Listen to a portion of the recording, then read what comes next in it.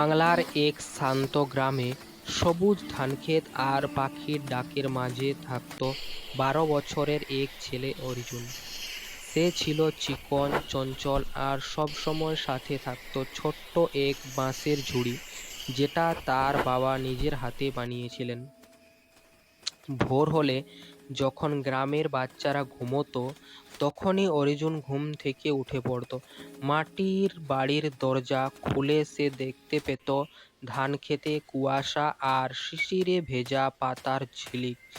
অর্জুন দৌড়ে যেত মাঠে বাবাকে সাহায্য করতে। একদিন আচমকা ঝড় এলো, কালো মেঘ, প্রচণ্ড বাতাস আর ভারী বৃষ্টি ধানক্ষেতের বেশিরভাগ অংশ নষ্ট করে দিল। অর্জুনের বাবা চুপ করে বসে থাকলেন, চোখে হতাশার ছাপ। তিনি বললেন, এত কষ্ট করলাম, এখন কি হবে?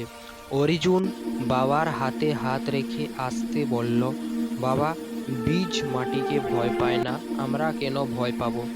বাবা মুচকি হাসলেন। অর্জুনের সাহস ও মনোবল যে এত বড়, সে মুহূর্তেই বুঝলেন। পরের দিন সকালে অর্জুন আরও তাড়াতাড়ি উঠে মাঠে চলে গেল।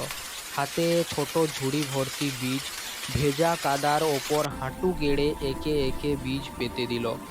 দিন যায়, সপ্তাহ পার হয়, গরমে ঘাম ঝরে, পায়ে কাদা লেগে যায়, তবু অর্জুন কখনো অভিযোগ করে না। সে গাছগুলিকে পানি দেয়, পাখি তাড়ায়, এমনকি পোকামাকড় থেকেও রক্ষা করে।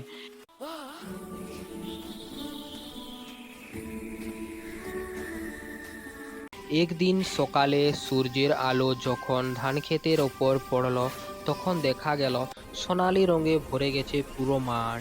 ধান ফলেছে, নরম বাতাসে দুলছে সোনার মতো ধান গাছ। বাবা আর ছেলে আনন্দে হেসে উঠল।